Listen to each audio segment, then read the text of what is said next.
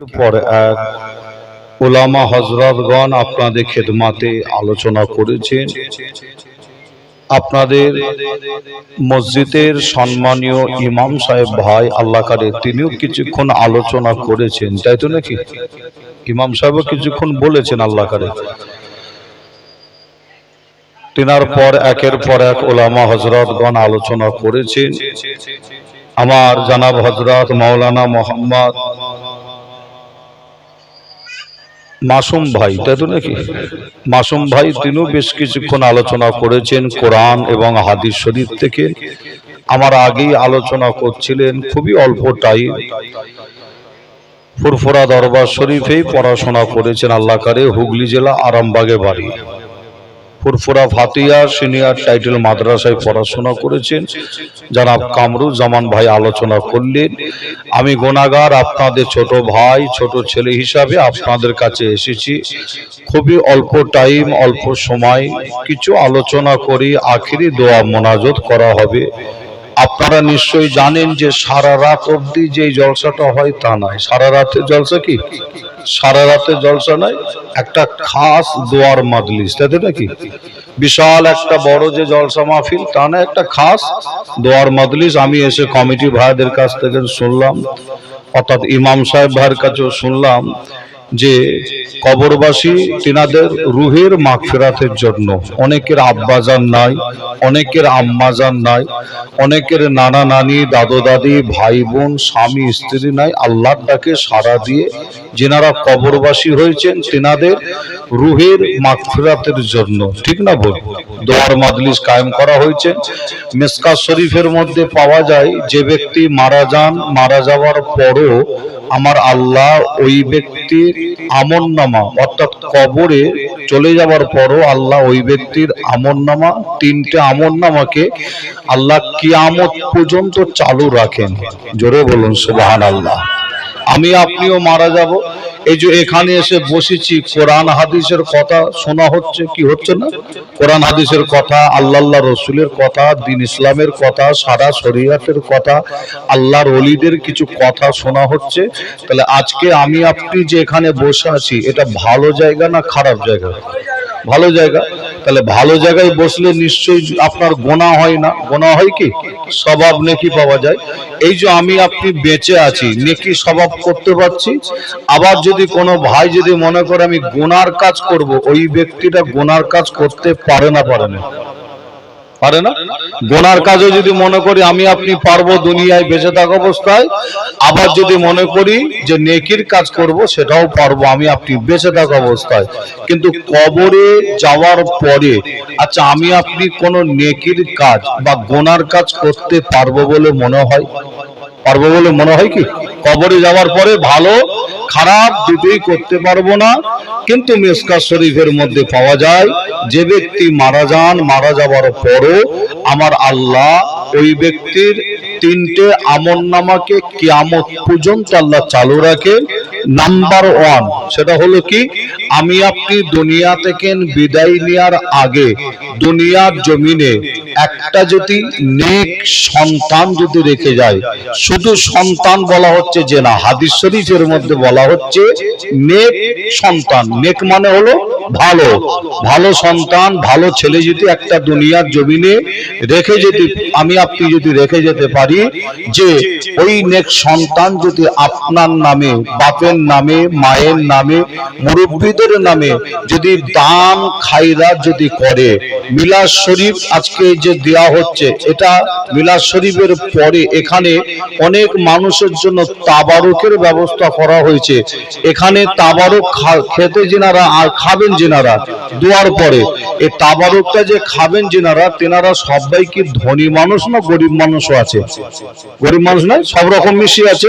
যে তবে আপনাদের জানায় হাদিস শরীফের মধ্যে বলা হচ্ছে মসজিদ, মাদ্রাসা, এতিম মিসকিনদের যদি সদকায়ে জারিয়া যদি করা হয়, দান খায়রাত যদি করা হয়, এই দান খায়রাতের স্বভাব, সদকায়ে জারিয়ার স্বভাব ওই ব্যক্তি কবরে শুয়ে শুয়ে কিয়ামত পর্যন্ত পায়। জোরে বলুন সুবহানাল্লাহ। আর একটু জোরে হবে না?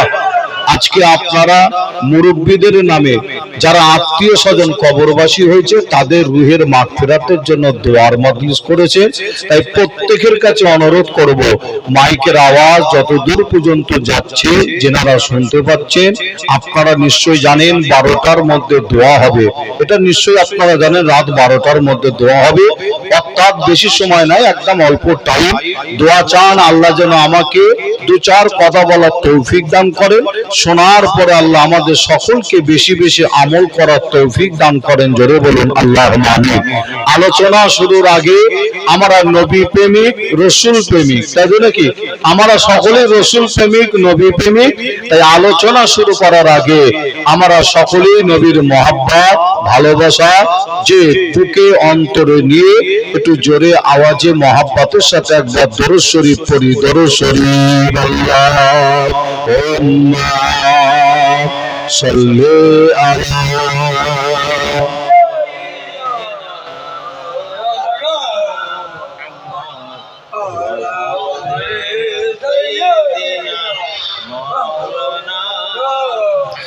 أعوذ بالله من الشيطان الرجيم بسم الله الرحمن الرحيم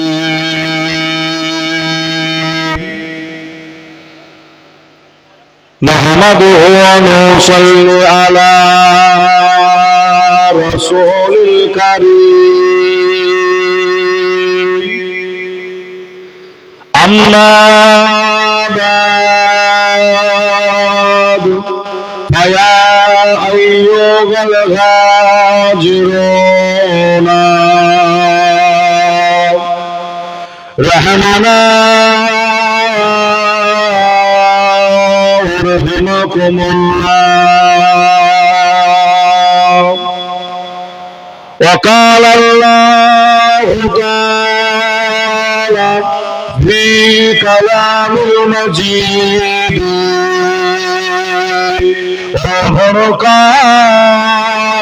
والفرقان الحميد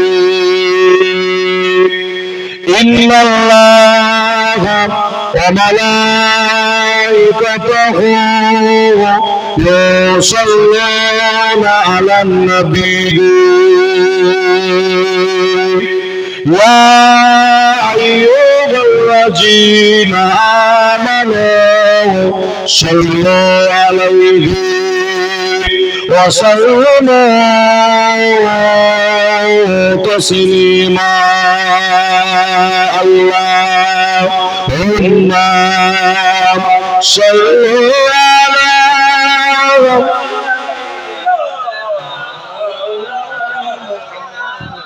وعلى آله وسلم.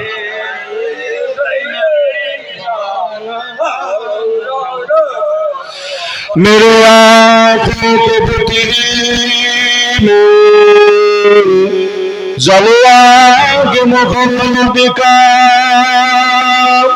मेरे दिल के आईना में नक्शा मोहम्मद का, कोई जन्नत में आएगा, कोई दोज़ख में पहुंचेगा, मदीने की तरफ दौड़ेगा, दीवाना मोहम्मद का। अल्लाहुम्मा सल्ली अला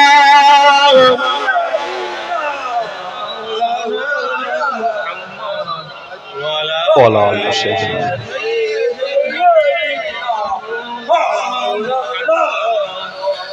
ওগোনা আমেনা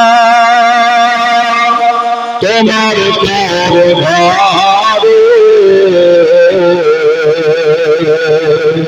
রহমত খোদা পরে ঝরে ঝরে। ওগোনা আমেনা তোমার তোর ঘরে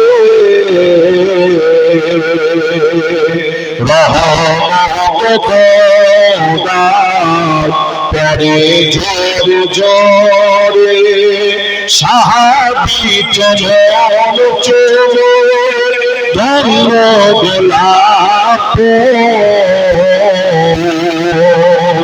নামটি তাহার মাখা মোহাম্মদ রসূল আমার মাথাতে নবীজি আমার সাথে আম্মা जो বিদায় নিল ফিরে আসা পথে আমার মাথাতে নবীজি আমার সাথে আম্মা जो বিদায় নিল ফিরে আসা পথে আবার আম্মা বিদায় নিল আল্লাহর দরবারে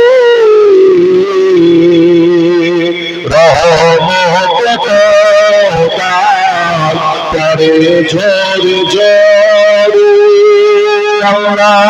আল্লাহুম্মা সাল্লি আলা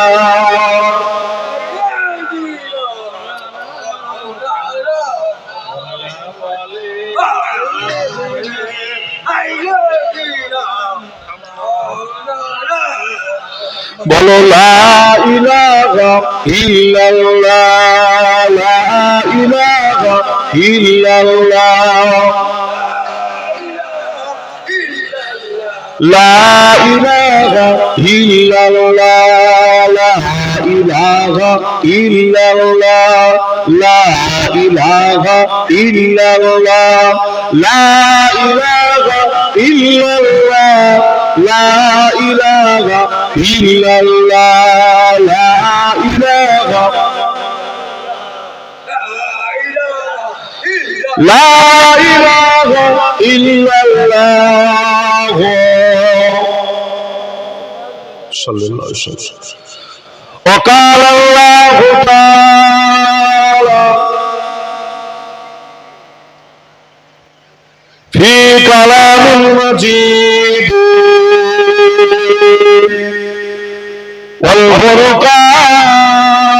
والفرقان الحميد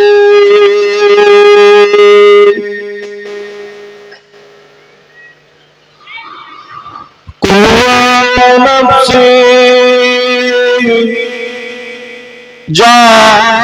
जायकातुल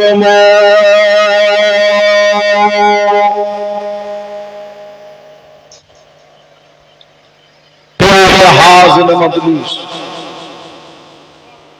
আমার দিনদার নেককার আল্লাহওয়ালা আমার মুরব্বি আমার চাচা জান গনেরা আমার জওয়ান যুবক ভাইয়েরা পর্দার অন্তরের আড়ালে অবস্থিত আমার মা ও বোনেরা উলামায়ে কেরাম হাফেজে কোরআন আল্লাহ তাআলার হাজী বান্দা গনেরা আমার গ্রামবাসী ভাইজানেরা দূরান্ত থেকে আগত আমার ভাইজান আজকেকারের এই মাহফিলের এই জলসার কমিটি সাহাবান গনেরা খেদমাতে আপনাদের কাছে এসে হাজির হয়েছি সেই ফুরফুরা দরবার শরীফ থেকে আমি গুনাহগার আসেম বিল্লাহ সিদ্দিকী আপনাদেরই ছোট ভাই ছোট ছেলে হিসাবে আজ আপনাদের এই গ্রামে আপনাদের পাড়ায়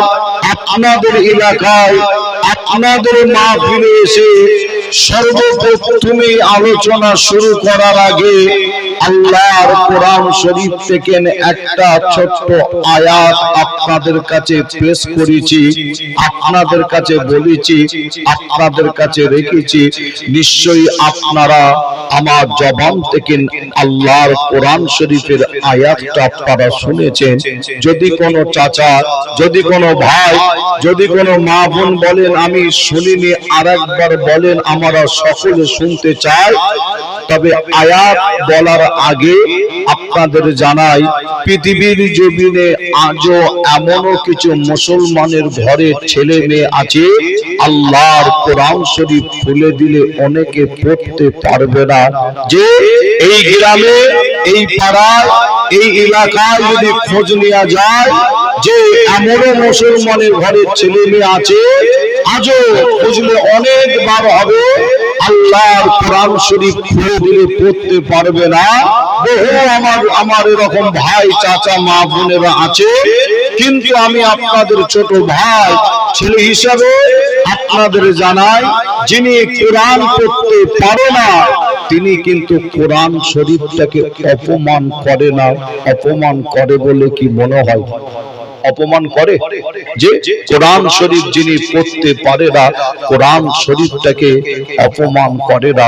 কোরআন শরীফটা হাতে করে দিয়ে সম্মানের সাথে বুকের মধ্যে জড়ায়। কোরআন পড়তে পারে না, লক্ষ্য করলে দেখবেন ওই ব্যক্তিটা কোরআনে দুটো ঠোঁট লাগিয়ে দিয়ে চুমা দেয়। যে পৃথিবীর জমিন আমার আল্লাহ এমন একটি কিতাব আল্লাহ পাঠিয়েছে, আমরা মুসলমান যিনারা কোরআন পড়তে পারি তিনারাও বলে, আর যিনারা পড়তে পারেন না তিনারাও বলে। এক বাক্যে আমরা বলে থাকি, কোরআন শরীফের একটা ভুল কিয়ামত পর্যন্ত কেউ দেখাতে পারবে না। এক ধাপ জোরে বলবো, জোরে হবে না? আর একটু জোরে বলবেন না? আপনারা নিশ্চয়ই শুনেছেন কোরআন শরীফের ভুল ধরার জন্য কিছু মানুষ উঠে পড়ে লেগেছে। কি উঠে পড়ে লাগে? যে কোরআন শরীফের একটা ভুল ধরার জন্য, ভুল বার করার জন্য।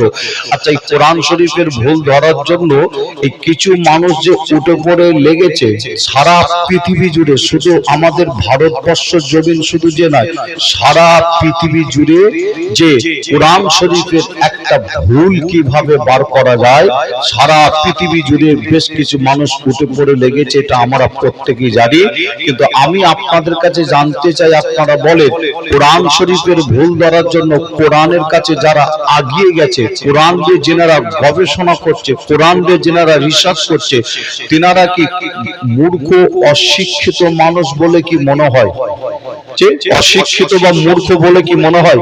কোরআন শরীফের ভুল ধরার জন্য যারা কোরআন নিয়ে গবেষণা করছে, মনে রাখবেন তারা এক একটা বড় বড় শিক্ষিত মানুষ, যে অনেক জ্ঞানীগুণী মানুষ, যে কোরআন শরীফের একটা ভুল কিভাবে বার করা যায় যুগের পর যুগ, যুগের পর যুগ এই চেষ্টা চালাচ্ছে।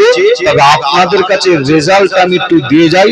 রেজাল্টটা হলো কি, ইতিহাস সাক্ষী দেয় যুগের পর যুগ চেষ্টা চালায় কোরআন থেকে কিভাবে একটা ভুল বার করা যায়, যে সারা পৃথিবীর মানুষের কাছে কোরআনকে কিভাবে ছোট করা যায়।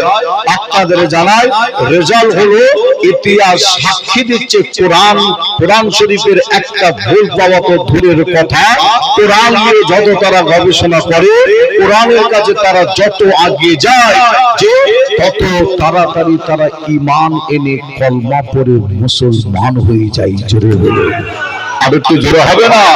সারা পৃথিবী জুড়ে এই কোরআন নিয়ে গবেষণা চলছে। তবে আপনাদের জানাই, আমরা কখনো দেখি কোরআন শরীফ যে ছিঁড়ে ফেলে দেওয়া হচ্ছে, কখনো আপনারা মোবাইলে দেখেছেন, নিশ্চয়ই আমার কথার সাথে আপনারা মিলে নিতে পারেন, সোশ্যাল মিডিয়া লক্ষ্য করলে পাবেন, কখনো আমরা দেখি কোরআন শরীফের উপরে দাঁড়িয়ে, পা দিয়ে দাঁড়িয়ে সোশ্যাল মিডিয়ায় ছাড়া হয়েছে। আবার আমরা কখনো দেখি অমুক দেশ, অমুক দেশের সরকার পারমিশন দিচ্ছে প্রকাশ্য কোরআন পুরানো হবে। এই দৃশ্য আপনারা মোবাইলে দেখেছেন। কোরআন শরীফের গায়ে আগুন লাগানো হয়।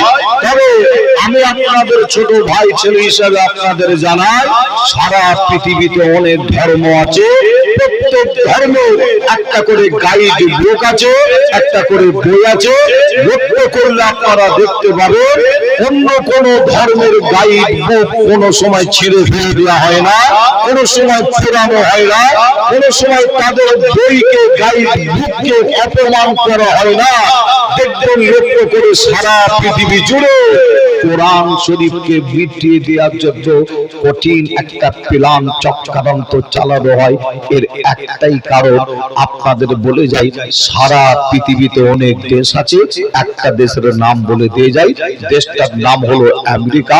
এই 2024 সাল আপনারা খবর নিলে পাবেন, আমেরিকার মতন দেশে কোরআন নিয়ে গবেষণা করতে করতে আমেরিকায় অন্যান্য ধর্মের মানুষেরা কোরআন তারা পড়তে পড়তে, কোরআন তারা গবেষণা করতে করতে হাজার হাজার মানুষ প্রতি বছরে আল্লাহকে আল্লাহ বলে, নবীকে নবী বলে ঈমান এনে কলমা পড়ে মুসলমান হচ্ছে। জোরে বলুন, জোরে হবে না? সেই কোরআন শরীফ থেকে একটা ছোট্ট আয়াত আপনাদের কাছে বলেছি। এখানে আমার যে সমস্ত ভাই চাচা মা বোন আলোচনা শুনছেন, যেনারা কোরআন শরীফ পড়তে পারেন না, তেনারাও কিন্তু এই আয়াতটার বাংলা মানে মতলব কি আপনারাও করে দিতে পারেন। খুব সহজ আয়াত, আপনারা প্রায় টাইমে হাফিজ সাহেব, ইমাম সাহেব, মাওলানা সাহেবদের মুখ থেকে শুনে থাকেন। আয়াতটা আবার একবার বলছি, আশা করছি আপনারা মানেটা বলে দিতে পারবেন। আয়াতটা হলো কুল্লু নাফসিন যায়িকাতুল মাউত। এতটা কি যে প্রত্যেক নাফসের মৃত্যুর স্বাদ। এর মানে মতলব প্রত্যেক নাফসের মৃত্যুর স্বাদ একদিন না একদিন চাখতে হবে। অর্থাৎ আমার আপনাকে এই দুনিয়া ছাড়তে হবে, আমার আপনার মওত একদিন না একদিন হবে। যে আপনি যদি লক্ষ্য করে দেখেন, এই জলসা বা এই জলসা বাদে অন্য কোন গ্রামের জলসা, পাড়ার জলসা, আপনার পাশে বসে যিনি সুবহানাল্লাহ দিয়েছিলেন, আপনার পাশে বসে যিনি আলহামদুলিল্লাহ বলেছিলেন, আপনার পাশে বসে যিনি নারে তাকবীর আল্লাহু আকবার বলেছিলেন, কিন্তু তিনি লক্ষ্য করে দেখেন আপনার পাশে আজকে নাই। কোথায়? যে আল্লাহর ডাকে সারা দিয়ে অনেকের আব্বা যান, অনেকের আম্মা যান, অনেকের নানা নানি দাদু দাদি আপনার পাশে বসেছিলেন, আজকে নাই। কোথায়? অনেকে কোথায়? আল্লাহর ডাকে সারা দিয়ে কবরবাসী হয়ে গেছে। তিনাদের রুহের মাগফিরাতের জন্য দোয়ার মজলিস। আমি আলহামদুলিল্লাহ আলোচনা শুরু করার আগে আপনাদের কাছে জানতে চাই, আপনারা বলেন এই মওত থেকে যদি কোনো ব্যক্তি যদি চেষ্টা করে সারা জীবন আমি বেঁচে থাকবো, ওই ব্যক্তিটা বাঁচতে পারবে বলে মনে হয়? বাঁচতে পারবে সারা জীবন যদি মনে করে যে পারবে কি? আচ্ছা আপনাদের বলি, আপনারা একটা উদাহরণ দিয়ে একটু বুঝতে সুবিধা হবে। আপনারা দেখেছেন আকাশের ওপরে প্লেন উড়ে যায়, দেখেন না আপনারা? দেখেছেন তো আপনারা যে আকাশের ওপর প্লেন উড়ে যায় না? এখানে আমার অনেক ভাই চাচা আছেন, প্লেন আপনারা চেপেছেন, যে কলকাতা এয়ারপোর্ট থেকে দিল্লি গেছেন, জান না? যে কলকাতা এয়ারপোর্ট থেকে বোম্বাই গেছেন, কলকাতা এয়ারপোর্ট থেকে আপনার জেদ্দা গেছেন, যে আপনার কলকাতা এয়ারপোর্ট থেকে বিভিন্ন জায়গায় আপনি গেছেন, সফর করেছেন, প্লেন চেপেছেন। আবার অনেকে আছেন প্লেন আপনারা চাপেননি, কিন্তু প্লেন যদি নাও চেপে থাকে, প্লেন আপনারা দেখেছেন আকাশের উপর দিয়ে উড়ে যায়। আবার এখানে যত ভাই চাচা আছে আপনারা কিন্তু প্রত্যেকেই, আমার ধারণা প্রত্যেকেই কম বেশি আপনারা ট্রেন কিন্তু আপনারা চেপেছেন। ট্রেন চাপেন না? প্রত্যেকে কম বেশি আপনারা ট্রেন চেপেছেন। কিন্তু আমি আপনাদের কাছে জানতে চাই, আপনারা বলে এই প্লেন বা ট্রেন আবিষ্কার করেছে কে? একটু বলতে পারবেন? ট্রেন বলেন প্লেন বলেন, আবিষ্কার করেছে কে? সকলে বলেন যে ট্রেন প্লেন আবিষ্কার করলো কে? বৈজ্ঞানিক। নাম হলো কি? বৈজ্ঞানিক ইঞ্জিনিয়ার। মনে রাখবেন যে এই বৈজ্ঞানিক ইঞ্জিনিয়ার আবিষ্কার করেছে কি কি আবিষ্কার করেছে। আমি আলহামদুলিল্লাহ যদি একটা একটা করে বলা শুরু করি, যে আমি জলসা না করে যদি একটা একটা করে যদি বলা শুরু করি, সারা রাত কেটে যাবে। বৈজ্ঞানিক ইঞ্জিনিয়ার এত কিছু পৃথিবীর জমিনে আবিষ্কার করেছে, সারা রাত কেটে যাবে, বলে শেষ করা যাবে না।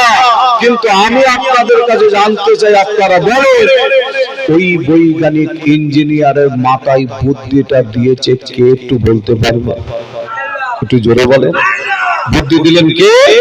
আল্লাহ। তাহলে কি বৈজ্ঞানিক ইঞ্জিনিয়ারের মাথায় বুদ্ধি দিয়েছে সেই বৈজ্ঞানিক প্লেন তৈরি করেছে, আকাশের উপর উড়ে যায় যে। কিন্তু আপনাদের জানায় বর্তমান সময় কিছু বৈজ্ঞানিক তারা একটা চেষ্টা চালাচ্ছে। কি চেষ্টা? কিছু বৈজ্ঞানিক একটা চেষ্টা চালাচ্ছে। চেষ্টাটা হচ্ছে এটাই, অনেক কিছু আবিষ্কার করার পরও একটা চেষ্টা চালায় মানুষকে মওত থেকে কিভাবে চিরকাল বাঁচানো যায়। এই চেষ্টা কিন্তু বৈজ্ঞানিক তারা চালাচ্ছে। আপনারা বলেন একটা মানুষকে বৈজ্ঞানিক চিরকাল বাঁচাতে পারবে বলে মনে হয়? পারবে কি একটা মানুষকে? যে আপনারা বলছেন না, মাতালের মুখে আওয়াজে বলছেন না, কিন্তু আমি আসিম বিল্লাহ বলবো পারবে না। কিয়ামত পর্যন্ত সময় একটা মানুষকে চিরকাল বাঁচাতে পারবে না। আমরা বলছি না, কিন্তু আল্লাহর কোরআন কি বলছে? কোরআনের কাছে গেলে আমরা উত্তর পাই। কোরআন কি বলছে দেখেন, কোরআন বলছে একটা মানুষকে চিরকাল কেউ বাঁচাতে পারবে কিনা। কোরআন বলছে কি আমি আপনি বাঁচতে পারবো কিনা। কোরআন তার উত্তর দিচ্ছেন। কোরআন বলছে কি আইনামা তাকুনু ইদরিকুল মাউত ওয়ালাউ কুনতুম ফি বুরুজিন মুসাইয়্যাদা। এই কোরআন শরীফটার